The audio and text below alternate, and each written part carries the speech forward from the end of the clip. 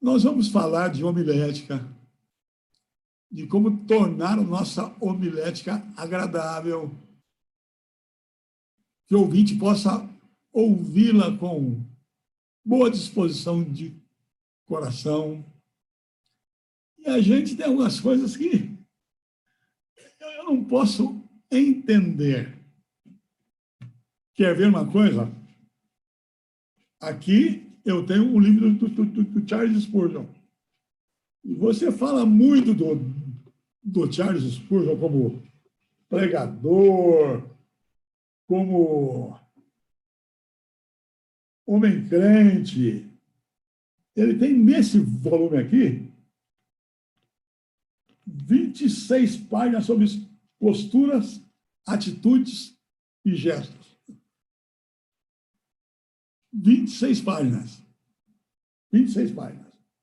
Aliás, mais, são 50 páginas, porque tem A e B.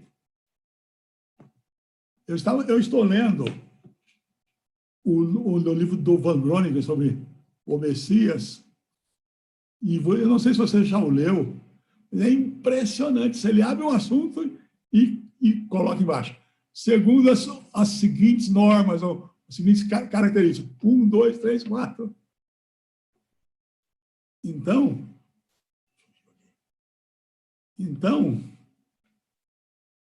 esse nosso querido Spurgeon, ele nos dá uma lição de comunicação enorme no segundo volume e critica profundamente os pastores que não se preocupam com a comunicação. É sério isso. Alguns eu já vi, é uma briga que vocês têm comigo, eu com vocês, de que é bobagem esse negócio de divisão, que o texto é um texto só, e você pega o texto e explica o texto, versículo por versículo, está muito bom. Querido, eu trouxe um outro livro para brigar com você. Eu trouxe um outro livro para brigar com você. O Haddon Robinson diz aqui o seguinte: você não precisa ter nenhuma divisão do seu texto declarada. Que você não precisa ter nenhuma divisão do seu sermão declarada. Se você for um gênio, e a sua congregação também. Então, se você for um gênio que consegue pegar essas coisas no ar e as diz, e se você está falando com gente tão inteligente, é capaz de seguir a você, você não precisa dar os seus pontos. E eu acho que eu não sou assim, nem você é assim. Então, todos nós precisamos de estudar com carinho este assunto. Por isso, eu vou lhe dar hoje uma van premiere também. Eu estou escrevendo um livro sobre homilética. Espero que Deus me dê vida e saúde para terminá-lo, porque eu tenho um projeto amplo e eu quero segui-lo, se Deus me permitir. E eu vou usar parte do material que eu tenho separado para colocar nesses meus apontamentos sobre homilética. E a primeira coisa que nós vamos conversar esta noite é sobre estrutura do sermão. A estrutura do sermão. A estrutura de um sermão é introdução, narração, proposição, argumentação, aplicação e conclusão. É isso. É introdução, narração, proposição, argumentação, são as divisões, e aplicação. É isso. Agora, em que isso nos é útil? eu quero insistir com você nisso. A estrutura do sermão nos ajuda o pregador a ter clareza de pensamento. Você imagina se eu tenho um texto corrido, sem dar ênfase nas divisões, na hora que eu subo ao púlpito, por mais calmo que eu esteja, há uma certa pressão, e nós podemos nos perder completamente. E mais do que clareza, o esboço nos dá unidade de pensamento. Você tem alguma coisa na sua frente. Você foi estudando e colocando carne nesse esqueleto. Isso, com certeza, vai lhe ajudar. Mas há mais uma coisa. Há progresso no conhecimento. E há também uma facilidade de concluir. Então, note bem, fazer as divisões, fazer um esboço, ajuda você a ter os pensamentos claros, ter unidade de pensamento, desenvolver-se ordenadamente e mais, a fazer uma conclusão boa. Agora, para que serve os pontos, as divisões, a estrutura? Para o crente que está ouvindo o seu sermão. Clareza. Note bem, usando os dois exemplos. Se eu digo assim, irmãos, Deus nos ama porque Deus é bom e se preocupa conosco desde toda a eternidade, isso marca o amor de Deus. Ok? E se eu disser assim, irmãos, as marcas do amor de Deus, nesse texto que nós temos diante de nós, são: o seu amor é eterno e o seu amor é abrangente. Qual é o mais claro desses dois pontos? Não há dúvida alguma. Mas é o seguinte, você também retém mais. Quando você pega um bloco de um parágrafo, a capacidade sua de guardar é X. Quando você divide esse parágrafo em subpontos, você tem muito maior facilidade de guardar isso em mente. Mas outra coisa, quem lhe ouve, ele precisa ter o seu caminho para ser persuadido.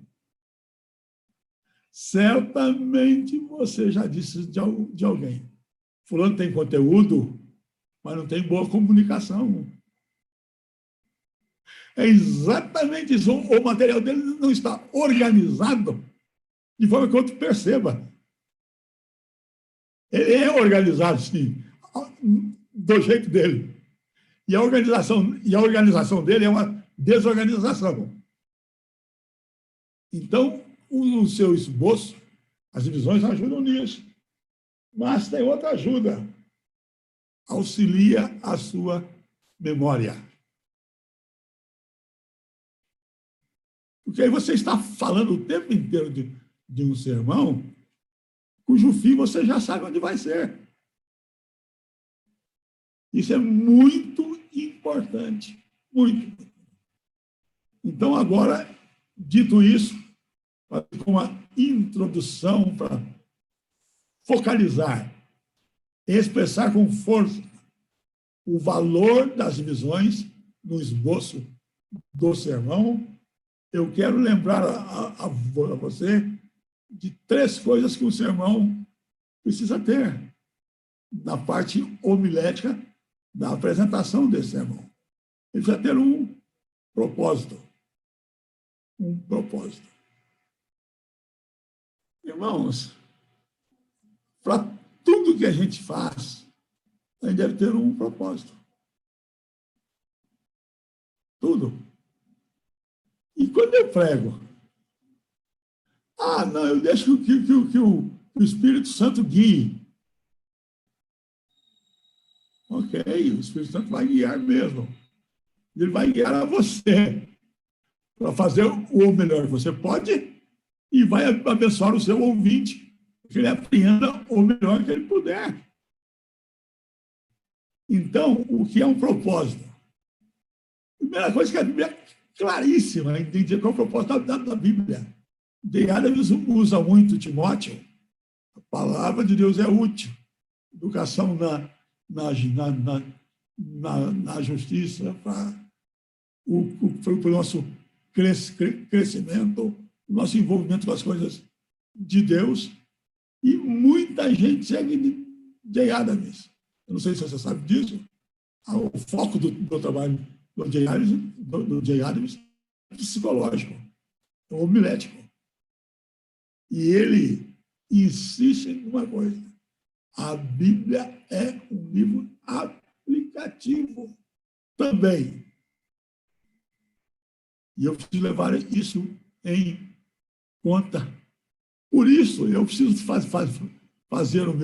criar o meu propósito quando o sermão já está pronto. Porque se eu prego em sequência, o próximo texto é João 6, de 1 a 4. Eu não tenho jeito de pôr as minhas ideias. Eu tenho que ver qual a ideia do texto para usar no meu esqueleto. Se eu tenho que fazer isso, eu só posso fazer isso ao final. Outra coisa que precisa ser muito cuidada. Aliás, é uma das falhas grandes do nosso seminário, talvez culpa do Cláudio Marra, porque eu sou infalível. Com certeza, é muito mais culpa minha. Com certeza. Por quê? Lembre-se do que o reverendo Cláudio ensina e que me fez mudar a posição minha. A narração tem que ser clara. A narração tem que ser curta. A narração não pode adiantar matéria do seu sermão.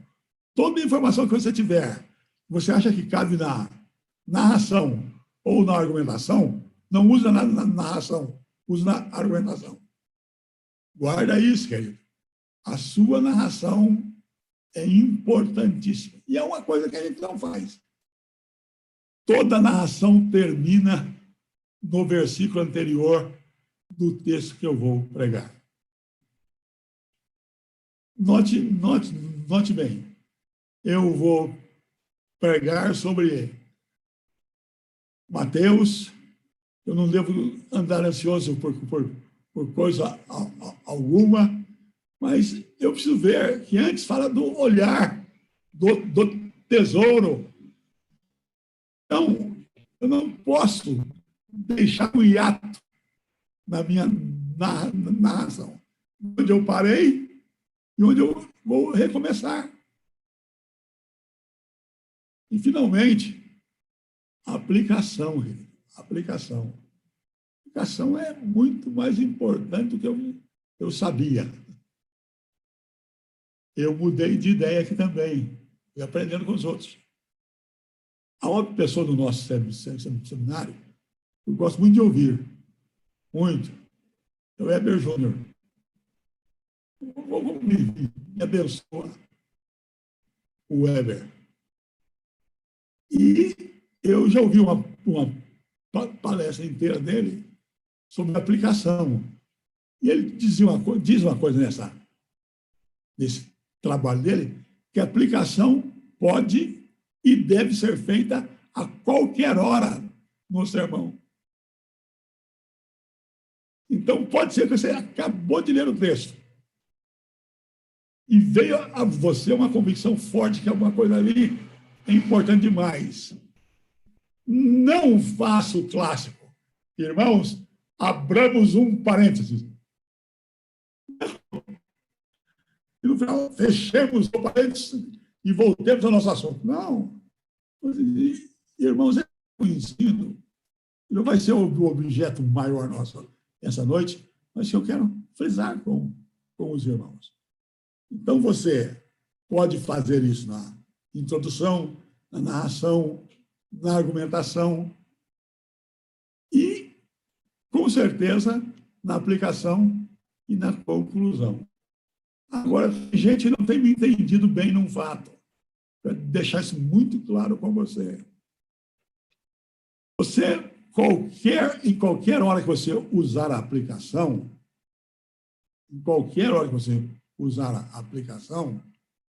você precisa fazê-la de novo no final.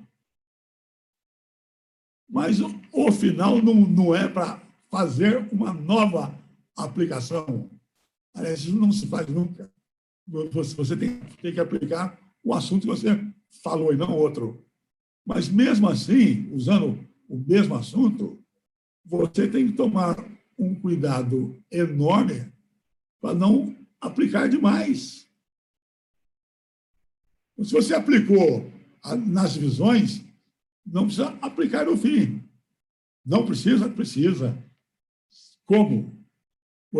Só para dar um número, você gastou 20 tempos na aplicação nas divisões. Usa 10 tempos na aplicação no final. Você gastou 5 pontos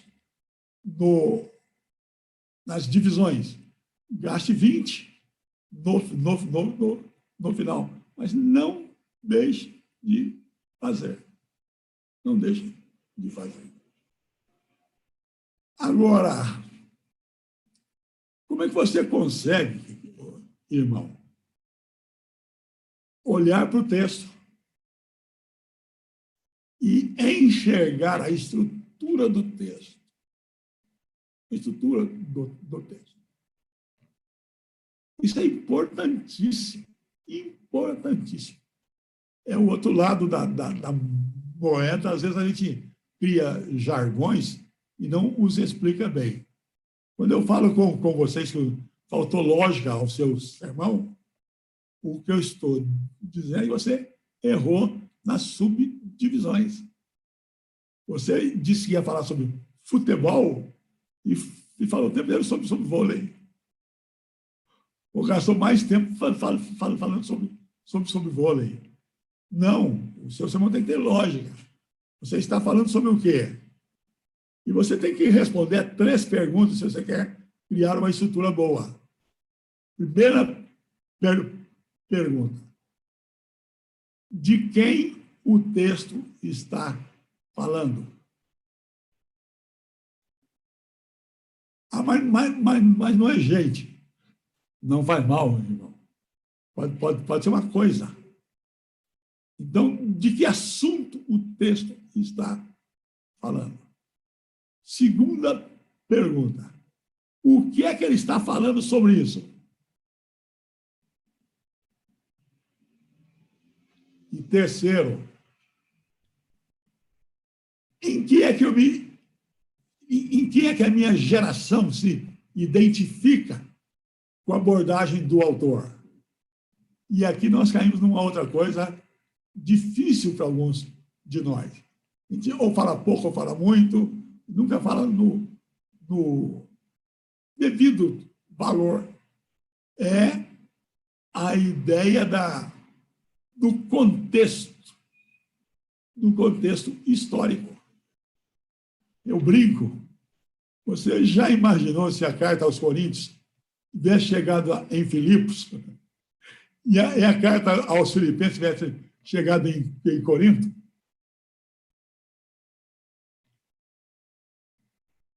Então, a situação cultural, lógica, profissional e espiritual de Corinto e de Filipenses trouxeram uma coisa especial da parte de Deus, usando Paulo para isso. E, irmão, eu vou dizer uma coisa a você que quem prega seriamente sabe do que eu estou falando. Pregar cansa. Quem diz que não está cansado de pregar, ou estuda pouco ou é mentiroso. Porque levantar no púlpito da igreja e pregar as coisas mais agradáveis que eu já fiz na vida. Mas quando você encontra um texto de opa, eu não sei o que significa isso aqui, e vara à noite, e não só vara à noite estudando, vara à noite orando. Você se entrega aquilo de uma forma impressionante. Eu tenho que ter isso muito claro, se eu quero atingir o meu ponto. Vou voltar um pouco. O que eu disse a você até agora é o seguinte, que o sermão tem que se preocupar com a comunicação. As divisões que você cria devem ser destacadas, certo? E que nas divisões, no seu texto, você tem que ter um propósito. E que esse propósito tem que ser bíblico e comunicativo. Eu quero dizer uma coisa para você, que benção estudar, cara. Que benção. Hoje, reverendo Ageu, eu descobri uma coisa que aluno me pergunta em sala de aula, eu não sabia responder. Por que é que um tema de mensagem, uma proposição, não pode ser na interrogativa?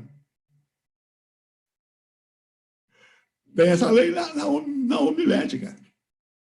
E aí, os autores, não, você não pode ter o seu tema com pergunta.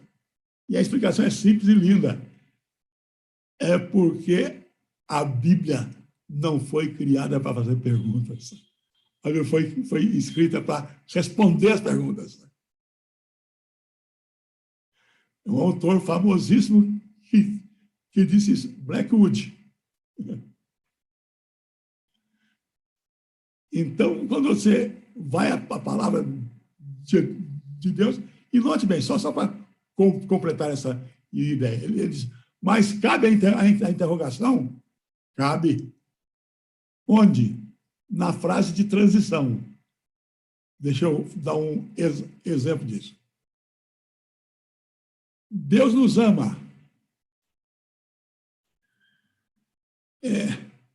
Como eu sei?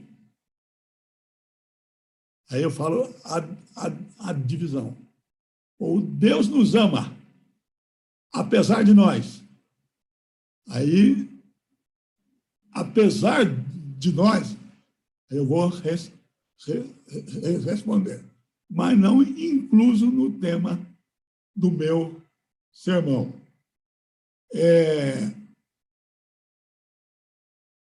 Andando um pouco mais, eu quero entrar em outro assunto. Um pregador importante na nossa época, Walter Liefeld, ele diz o seguinte, que você devia ser capaz, depois de estudar o seu sermão, a repeti-lo no máximo em 3 palavras. Que enquanto você não tiver isso claro na mente, você vai transferir essa ideia para outro. E isso não tem jeito, irmãos. É estudar. É estudar. E para que você procure o argumento no texto, eu tenho dado uma dica a vocês das perguntas feitas ao texto. Você faz a sua exegese, você vai organizar o seu esboço.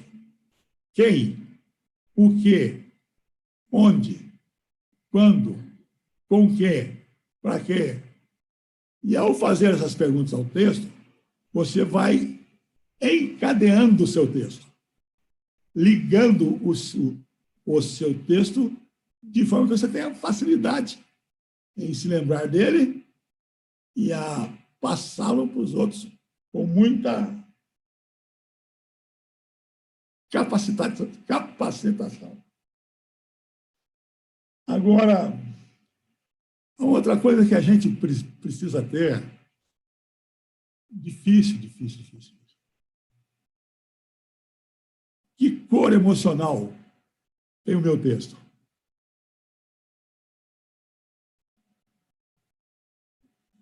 Eu não sei se você gosta de futebol como eu gosto muito mesmo. E o Coritiba despediu, segunda-feira, o atacante Sassá. Foi do Vasco, foi do Cruzeiro, estava no Coritiba. Sabe por que ele foi dispensado? Ele foi visto jantando com os amigos num restaurante famoso de Coritiba, depois que o Coritiba perdeu o jogo. A diretoria, a torcida do Coritiba reclamou com os dirigentes que o mandaram embora.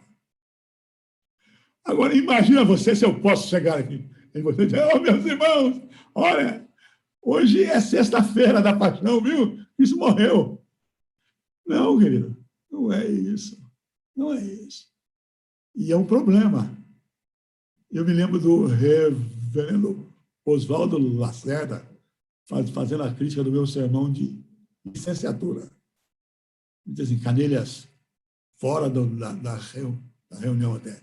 Canelhas, eu vou lhe dar um conselho. Você sorri muito quando prega. Então não pregue sobre o inferno de jeito nenhum. Eu vou inferno, viu? É claro que não é isso. Mas é uma coisa que a gente tem que prestar atenção. O timbre da minha voz, a maneira de eu me comportar, a grandeza dos gestos depende da cor emocional que o meu sermão tenha. Eu vou lhe contar um segredo, baixinho, mas guarde com você.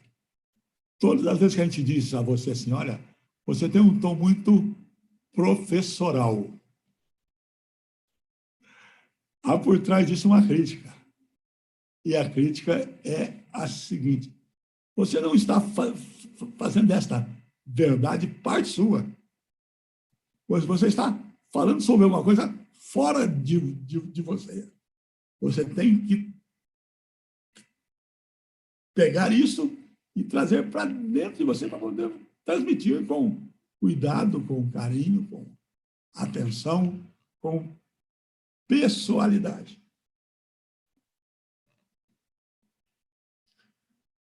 Mas a gente tem que falar disso. Coisa sabida, crida.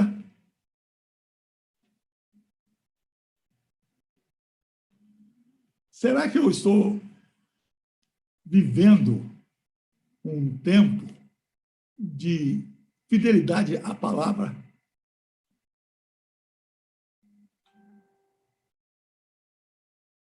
Querido, eu não sei se os pastores que estão aqui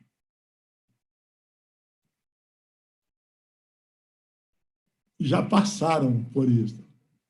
Ano passado eu resolvi pregar a mensagem X, escolhi já até o tema antes da hora, em 1º e 2º aos Coríntios, capítulo 7. E fui estudar o texto. E não consegui fazer o sermão. E simplesmente, o texto não dizia aquilo. E eu fiquei num aperto imenso. E no sentido de tempo, eu perdi um tempo enorme para descobrir no final o meu sermão, o texto usado pelo meu sermão, não dizia aquilo. Outro dia, foram 2 vezes em 20 anos só, graças a Deus. Mas passei. eu preguei um domingo à noite sobre o primeiro livro de João, capítulo 1, do versículo 9, ou 9, até o 2, 5 ou 6. Gente, foi o pior sermão que eu já preguei na minha vida. Eu errei tudo. Tudo. Eu não sei se eu estava indisposto. Eu não sei. Eu só sei o seguinte. No domingo seguinte, o nosso culto da noite é um culto mais menor, tem menos gente. Eu confessei o meu erro aos irmãos, pedi perdão e disse, hoje eu vou pregar de novo sobre o mesmo texto. Para ser fiel ao texto. Para ser fiel ao texto. Se eu não tiver isso, irmãos,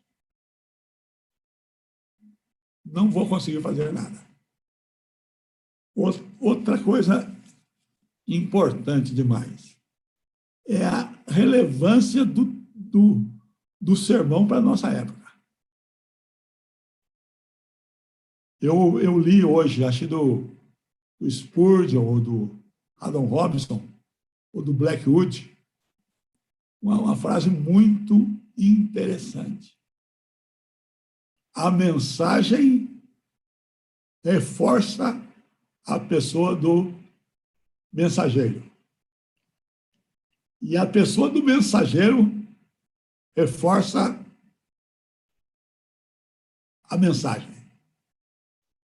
E os dois se reforçam, sabendo sempre que Deus é soberano. Não é que eu mande em Deus, ele faz o que eu quero.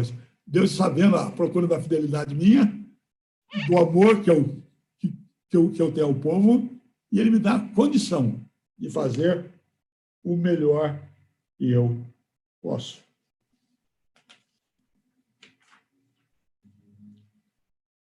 Hamish é um pregador bastante conhecido, mas ele é mais conhecido por ter sido aluno do Haddon Robinson.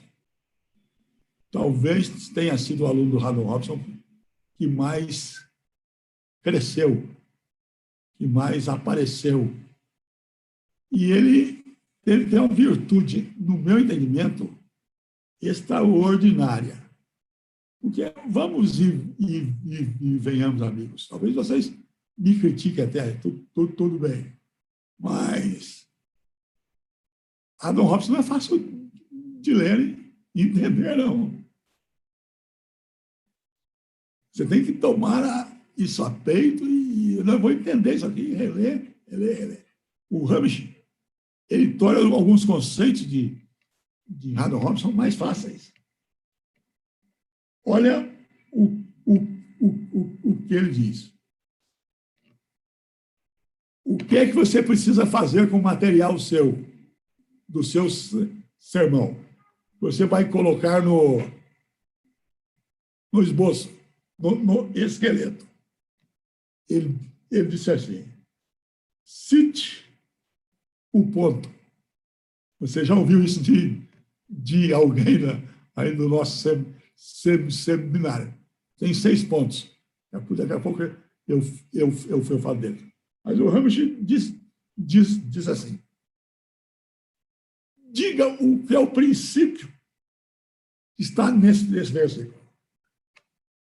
Ancore, edifique a sua argumentação da Escritura em cima desse ponto. Valide o ponto pela Escritura e propague o ponto. O que eu estou dizendo com isso, irmão? Você tem lá no seu versículo, eu vou pegar um sermão textual, mas como exemplo ele vale. Porque Deus amou o mundo de tal maneira, deu o seu Filho unigênito para que todo que nele crê não pereça, mas tenha a vida eterna. Ok. Aí você faz um belíssimo sermão. Deus amou o mundo de tal maneira, e para aí. Não cita o amor de Deus, mas em lugar algum. Já fez a sua exegese e segue aquilo. Ou se não, você pega e diz assim, olha, o texto diz para que todo aquele que nele crê. Então é o indivíduo que faz. E prega. Não, não pode, não faça. Vá procurar uma explicação. Eu aprendi isso na marra.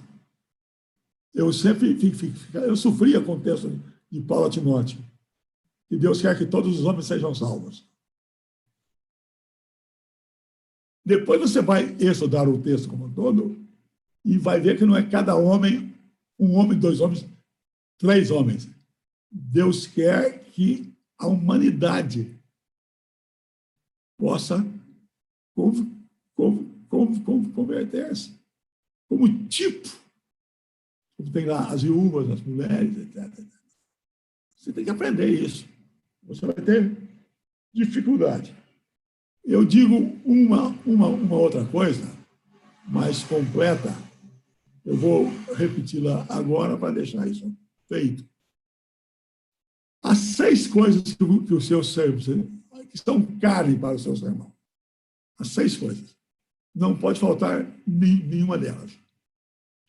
Leia o texto, extraia a verdade do texto, enfatize a verdade,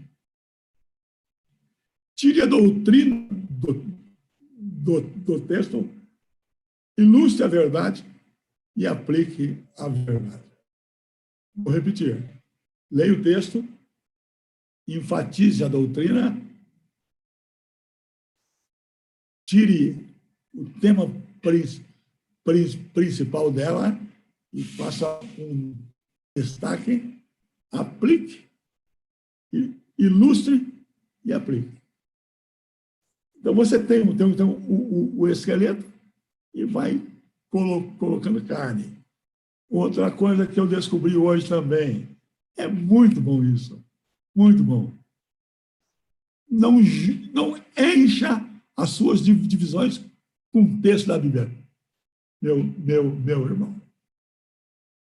Alguém já disse, em tom de brincadeira, mas aplicação séria, se você precisa de mais de 2 textos para comprovar na Bíblia a verdade que você está ensinando, ou você não está ensinando com clareza, ou você não entendeu a verdade. Então, tome cuidado com isso.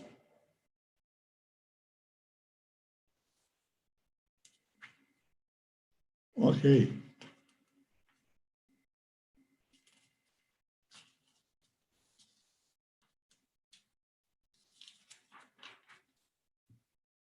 Eu quero ir para uma última coisa a esse respeito e depois dar um pouco de oratória para vocês.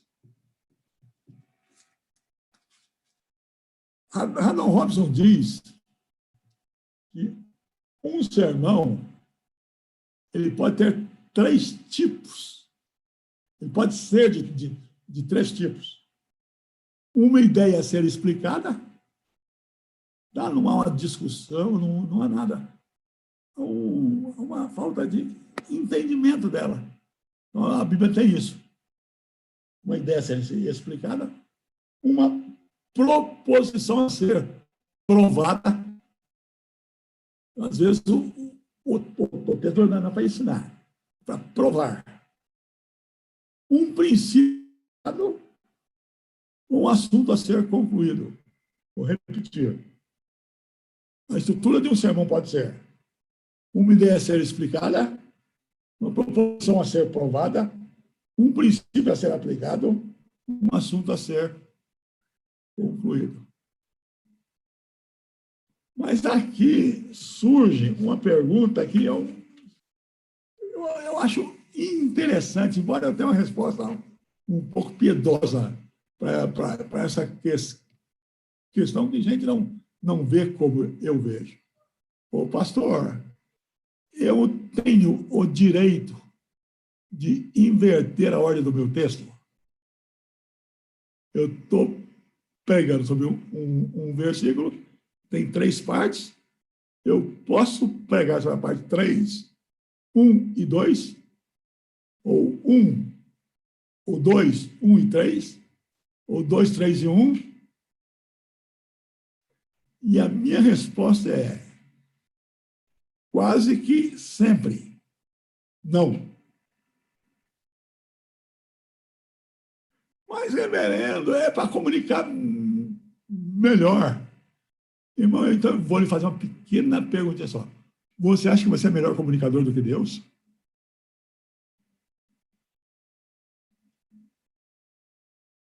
Então, se Deus colocou na Bíblia de um jeito, eu entendo que é o melhor jeito. Agora, você pode fazer uma referência no final. Irmão, nós podemos olhar isso que a gente viu hoje assim, assado. E supre um pouco daquilo que você queria fazer.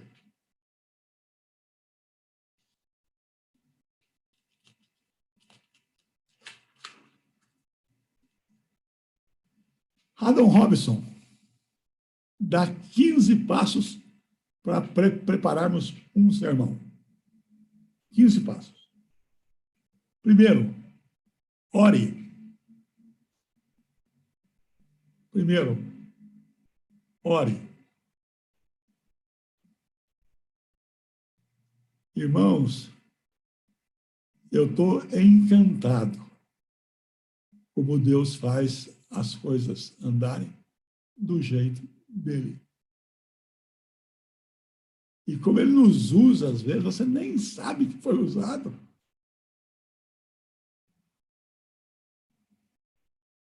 Eu,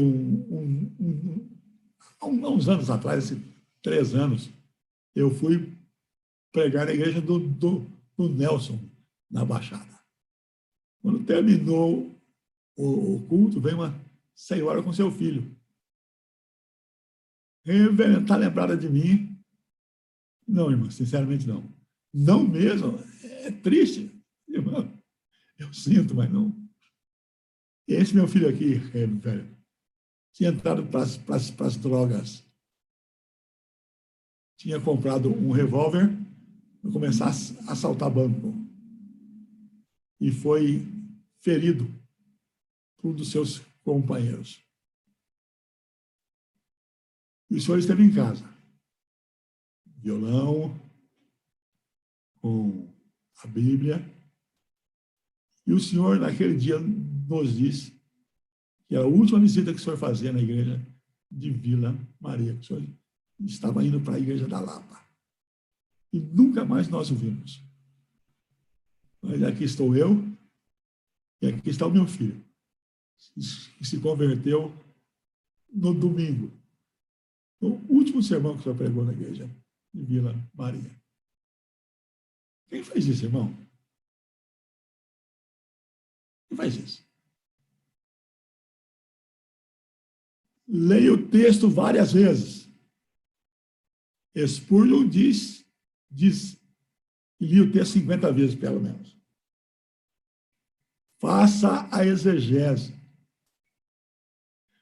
Irmão, eu tenho 68 anos, 66 anos. Não aprendi exegese no seminário. Estou estudando por minha conta. Eu quero saber grego. Hebraico eu tenho mais medo. Outra coisa que você tem que aprender. Observe as pessoas, as perguntas que fazem, os hábitos que têm, que lugares ela frequenta.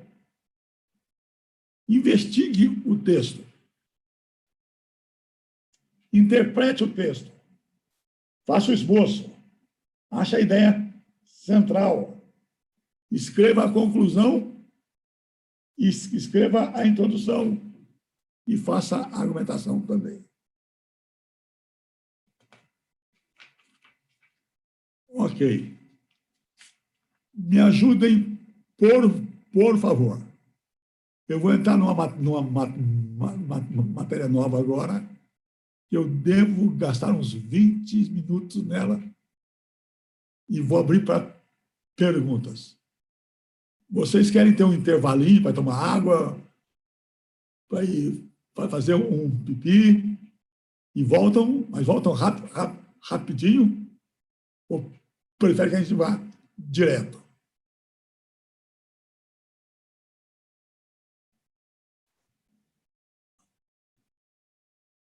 Eu não estou ouvindo.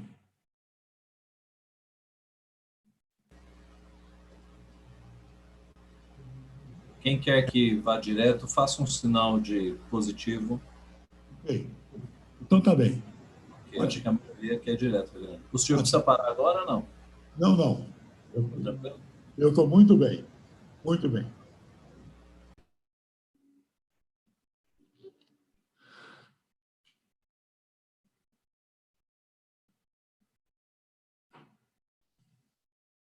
Irmãos, a primeira coisa que eu quero fazer não é jogar confete, não.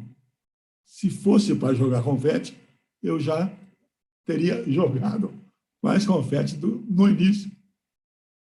Mas é o seguinte, a primeira coisa que eu quero insistir com você, procure, arrume as aulas de comunicação do reverendo Ageu. Lá no comecinho do seu trabalho, ele leu muito, escreveu muito bem, e o Cláudio Marra o ajudou um pouco, eles trocaram material, eu acho. Ele fez isso comigo também. E tem coisa lá como a voz, a postura no púlpito, cuidado com a garganta, o que é que o pregador pode fazer, não pode no púlpito. Muitas dicas importantes para você, certo? Se você quiser um material excelente, está lá. Eu quero falar com vocês, irmãos, sobre oratória um pouco. Primeira coisa que eu quero falar com você na oratória é a seguinte: você precisa ter lido o texto muitas vezes. Não se justifica, irmãos, que um técnico, o pastor é um técnico na Bíblia, use palavras erradas, que mudam até o sentido, ou que cometam erros de português na leitura. A primeira coisa que você precisa fazer para ter uma boa oratória é ler o texto.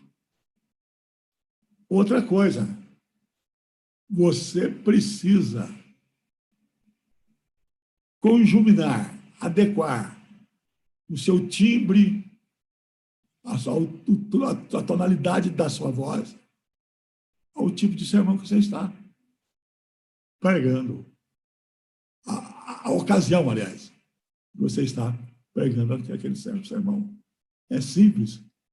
Num batismo infantil, o ambiente é diferente do que num sepultamento.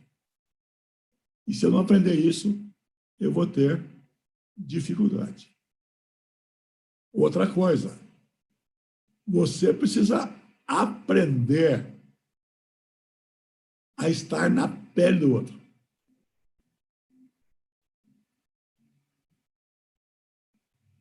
E essa questão é difícil. Vocês já devem ter me ouvido falar, e vocês terão muitas dificuldades em aplicar o sermão. Por cada pouca idade. Entende a ideia, né? Você não tem grandes experiências de vida. para você poder passar. Qual é a solução que você dá a isso? Ler muito. As suas leituras têm que complementar a sua experiência. Você deve conversar com as pessoas, visitá-las, ouvir o que elas fazem. Você precisa disso. Outra coisa, você tem que aprender a articular bem as palavras. Eu vou contar a vocês o nome. O Parkinson, a doença de Parkinson, a certa altura, mexe com o rosto. Ele fica mais enrijecido e a articulação não é tão boa. Você imagina o dia, terminou a escola dominical, o vice-presidente do conselho entrou na minha sala, onde eu dava aula. Heavy, o senhor pode ficar um minutinho mais aí? Posso, irmão? Se assentou e disse, reverendo, eu não sei como falar com o senhor. Por isso, se eu errar alguma coisa, o senhor me perdoe. Mas o povo está reclamando que não lhe entende.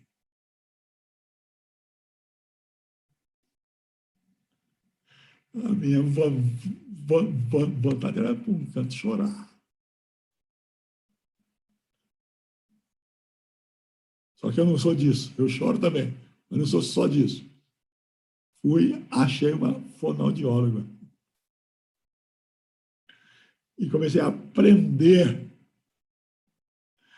E um domingo eu saí do culto, abracei o meu vice-presidente do conselho e ele me deu um beijo. Porque ao final do meu sermão ele fez assim para mim, ó.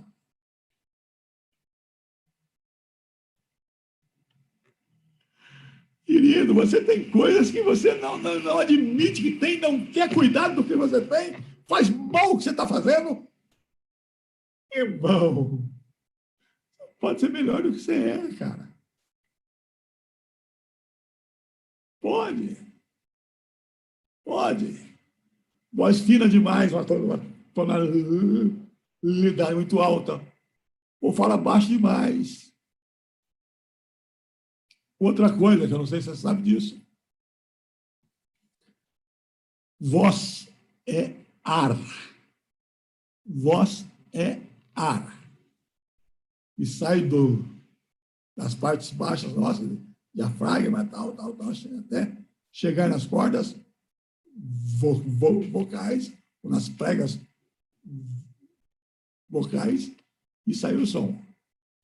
Então, você fala o tanto quanto você consegue armazenar de ar.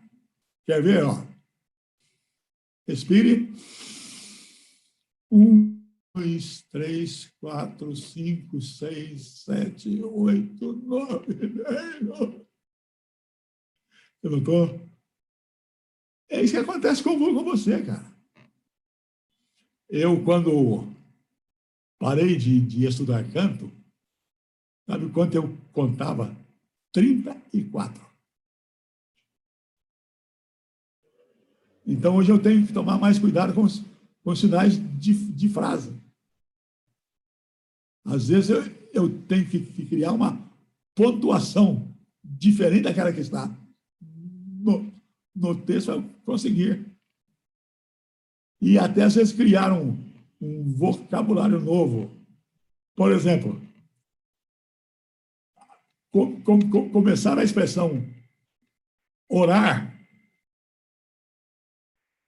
para mim, às vezes, é difícil.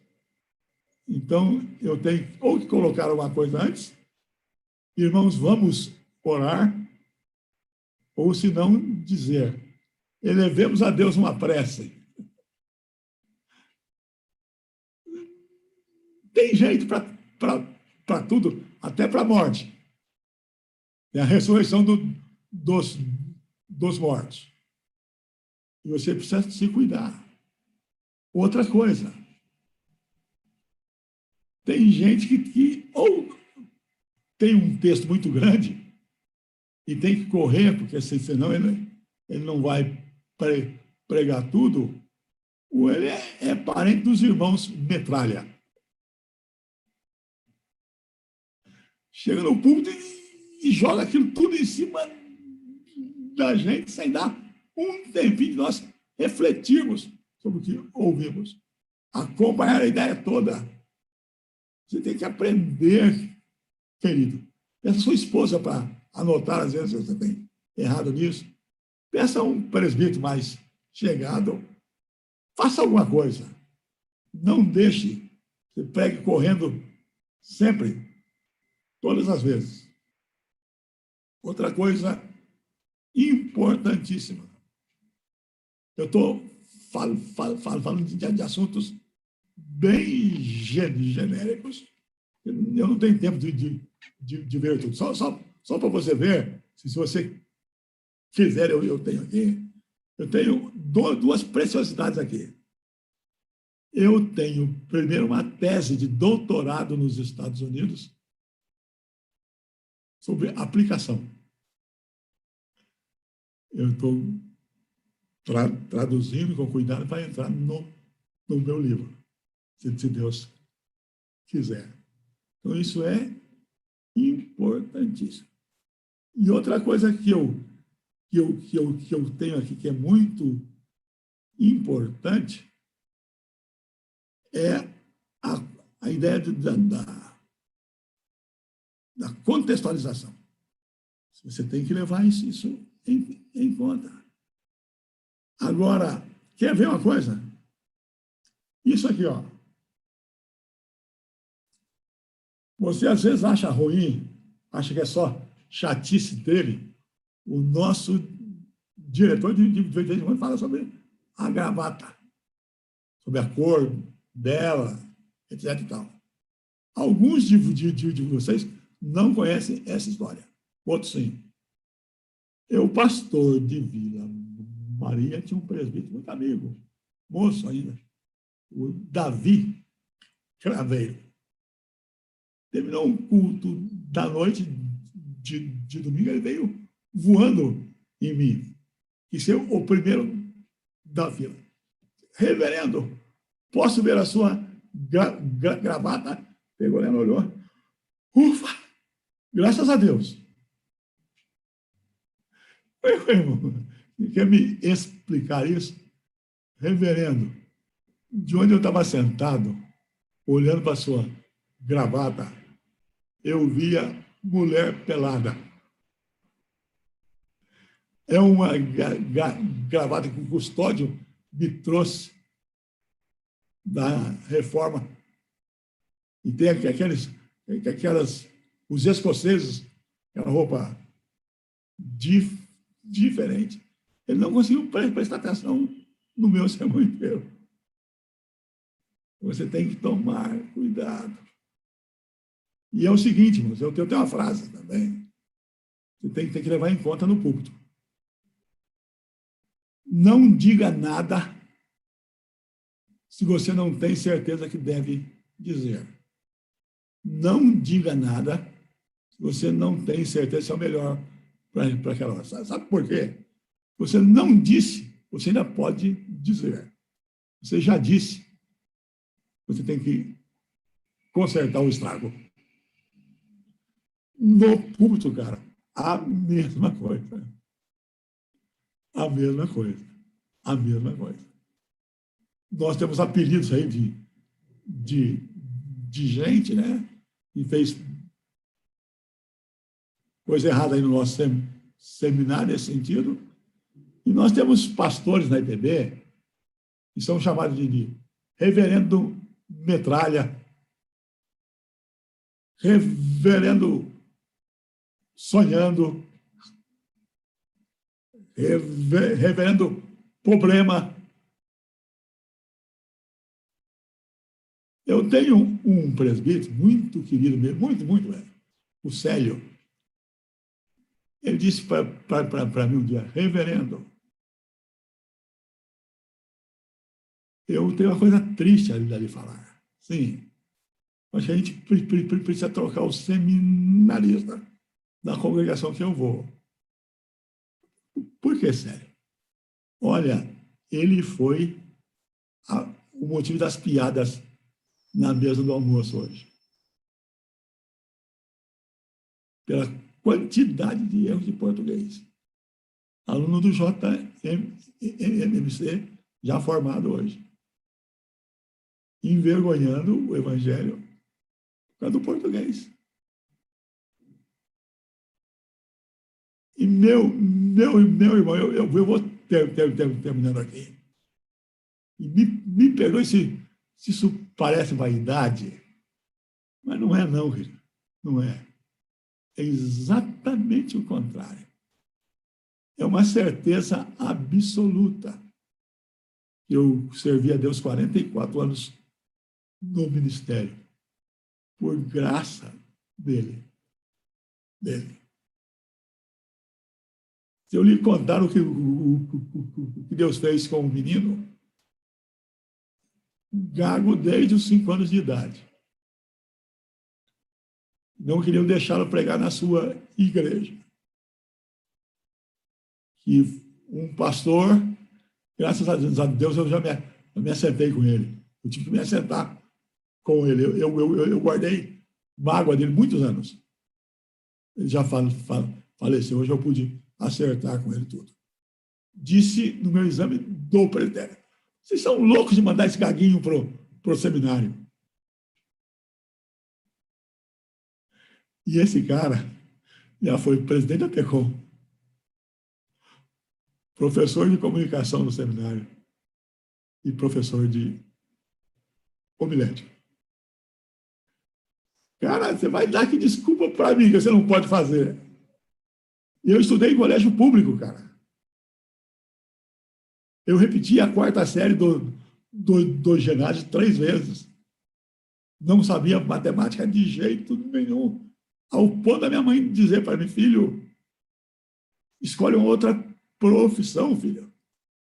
Não mexe mais com matemática. Eu falei: não, mãe, de jeito nenhum. Se eu for atender a senhora, eu nunca vou atender a Deus.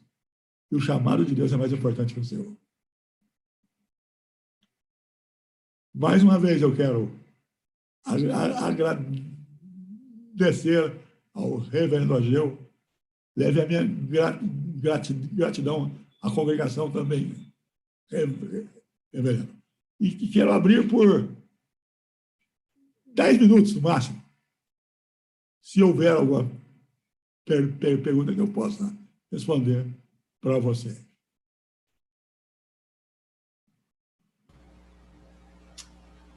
Muito bem. É possível abrir os microfones, tá, gente? Se alguém tiver alguma pergunta, fique à vontade. O Jonatas levantou a mão. Pode perguntar, Jonatas. Carrilhos, talvez uma das marcas dos sermões do Senhor e também das aulas seja a sinceridade como o Senhor conduz não só as aulas, mas também o sermão do Senhor. E a gente tem, talvez essa pergunta pareça ser um pouco incompreensível, mas qual deve ser o nosso tom de sinceridade e o nosso cuidado ao fazer isso no sermão? Que me parece realmente um dom do Senhor, né? Então, como o Senhor nos aconselha a usar da sinceridade de maneira equilibrada nos nossos sermões e também nas nossas aulas, enfim, nas nossas falas? Ok. A primeira coisa que não é tanto assim, não. O mais sujo eu guardo para mim mesmo. A segunda coisa é que Deus me deu uma esposa hiper fechada. Então, cada coisinha desse tamanho que eu conto a vocês, ela me dá cada bronca. Dá cada bronca. E a outra coisa é a seguinte, é sério. Não estou brincando, não. Quando eu sei que alguém falou isso ou aquilo de mim, a minha resposta é muito simples. Irmão, graças a Deus que você não me conhece. Porque o Lutero fez isso com o diabo, né? Quando tem aquela história que ninguém sabe se é verdadeiro, o diabo acusou o Lutero e foi dizer, você quer ser reformador da igreja? Mas é assim, é assim, é assim, é assim.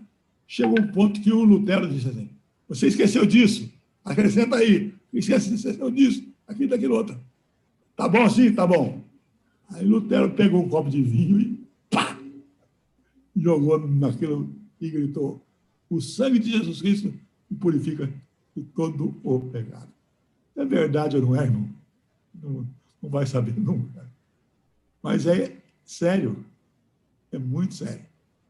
É muito sério. E assim eu vou equilibrando. Eu vou equilibrando. Eu aprendi uma coisa mais também, irmão. Mais também. Eu tenho dito isso, essas pessoas não entendem às vezes. A minha melhor definição de pastorado para mim,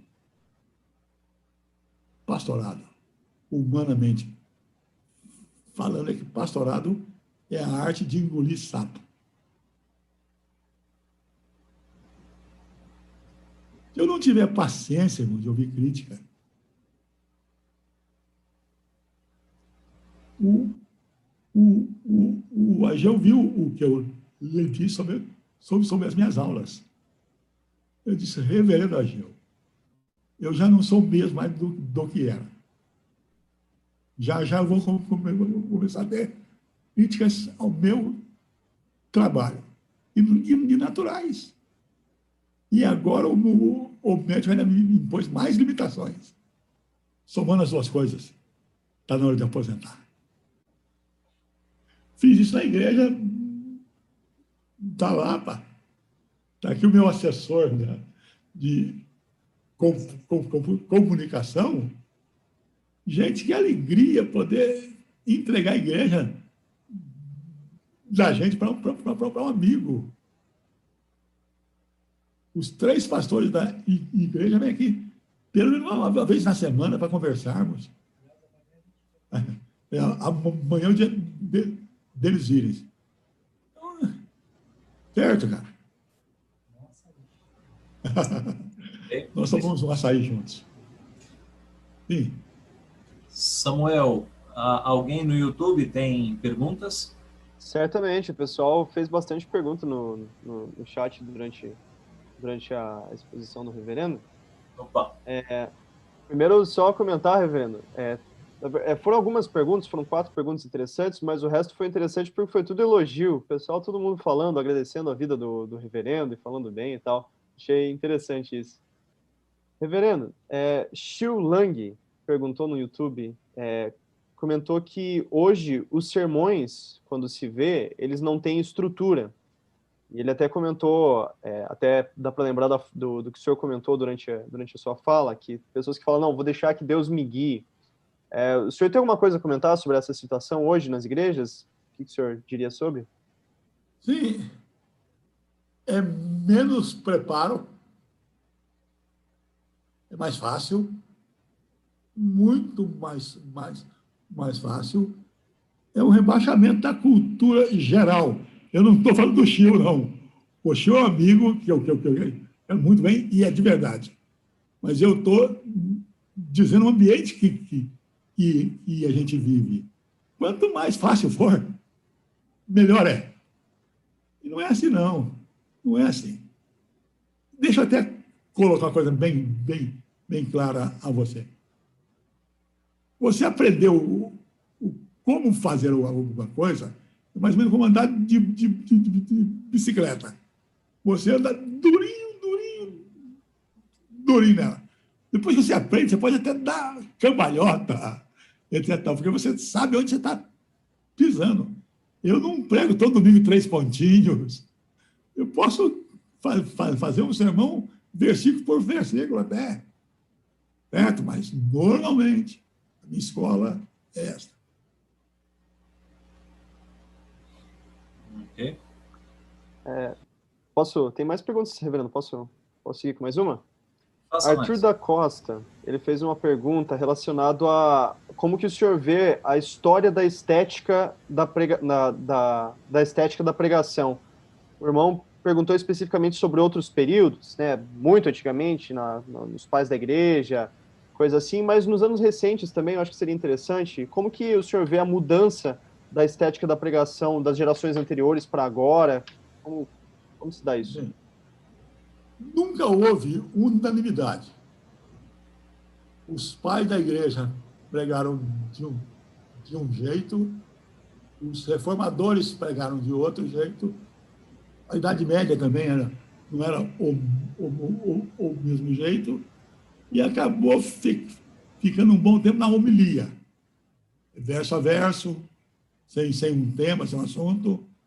E, mais tarde, os puritanos trouxeram para nós, os reformadores também, e os puritanos trouxeram para nós a exposição da palavra nesse estilo que usa hoje. Mas o mundo está em mudança, filho. O mundo quer fast food, o mundo quer fast culto, fast sermão. E, às vezes, eu prefiro... A gente não gosta, às vezes, nem de pensar, só de pensar. E se ele não precisar pensar, é melhor. Agora, tem o seguinte também. Eu sou mais maleável do que outros nessas questões. Se você faz um bom trabalho, se você fala para adolescentes, jovens, talvez essa estrutura os assuste. Mas eu estou colocando a você que você tem que ter ela como a bala preponderante no seu fuzil. Ok? A outra. Ok, aqui no nosso grupo, o Daniel Ruvenal quer perguntar. Boa noite, reverendo. Boa noite, irmão. O senhor, como professor de comunicação, o senhor poderia falar a sua opinião sobre neurolinguística, visto que, ultimamente, nos últimos anos, tem se propagado bastante propaganda sobre isso. A neurolinguística, ela representa uma ferramenta para o pastor ou um perigo, na opinião do senhor? Irmão, eu tenho que começar dizendo a você que todas as coisas no mundo podem nos fazer mal. Umas mais, outras menos. Mas nós enfrentamos dificuldades. E nesse sentido, eu não tenho uma briga com a neurolinguística exatamente, mas eu tenho muita dificuldade no uso dela no meio cristão, no meio teológico, e até no meio do aconselhamento bíblico. Mas aí vem uma coisa que já foi dita antes aqui. Eu não conheço neurolinguística para lhe dar uma resposta definitiva e dizer assim, eu penso assim e estou fechado. Eu penso assim, conheço relativamente, mas não estou fechado. Ok, Samuel, aí no YouTube tem mais perguntas? Temos sim, reverendo. Reverendo Jorge, Elder Carvalho perguntou, o que fazer quando se percebe que está perdendo a atenção da igreja? Ilustração. E quanto mais essa ilustração for ligada à vida do indivíduo, melhor. Eu não falei disso, a lembrança até foi bom, é o tempo. É o seguinte, você pode usar ilustração à vontade, mas não faça um sermão ilustrativo. O seu sermão é pessoal. Você não pode encher o seu sermão de historinha e achar que aquilo é sermão. Mas outra coisa que é importante é o seguinte: o melhor livro de ilustração que eu conheço se chama Bíblia Sagrada. Há tantas ilustrações ali, querido, nós nem conhecemos a Bíblia a ponto de termos facilidade nisso. E outra coisa, observe e leia muito. Vai ter facilidade de prender a atenção do seu povo. Ok, aqui na sala, Wilson, esta mão é pedindo a palavra? Isso. Vamos lá. Reverendo, como usar o humor no sermão sem ser irreverente? Ok? Eu tenho aqui o testemunho de Spurgeon. Os líderes da igreja de Spurgeon o convocaram para uma reunião para lhe pedir uma coisa, que ele brincasse menos nos sermões dele. E ele riu muito. Durante todo o tempo que os homens falavam com ele, ele riu. Quando acabou tudo, alguém disse: Spurgeon, nós somos até sentidos com você. Nós viemos uma conversa séria com você, você riu o tempo inteiro. Disse: irmãos, é o seguinte, eu me assustei quando vocês me pediram para usar menos humor. Dependesse de mim, eu usaria 3 vezes mais. Eu já me seguro para usar só 1/3. E você quer que eu não use nem 1/3. É o grande pregador que a gente tem. Mas é o seguinte, irmão, tem coisa que a gente não diz nem fora do púlpito.